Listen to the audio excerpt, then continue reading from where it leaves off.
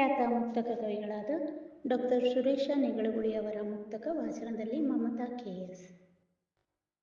ಪ್ರಯಾಗದಲ್ಲಿ ರಣಹದ್ದು ಶವವನ್ನೇ ಕಂಡರು, ರೋಗಿಯಾದವರಲ್ಲಿ ತಿಳಿಜಲ ಕಂಡೀತು.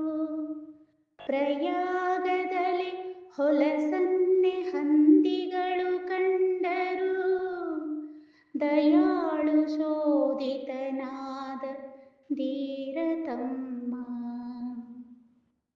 ಪ್ರಯಾಗದಲ್ಲಿ ನಾಸ್ತಿಕನು ರಂಜನೆಯ ಕಂಡರು, ಸುಯೋಗಿ ಪಡೆದನೋ ಪುಣ್ಯ ಭಾವವನ್ನು.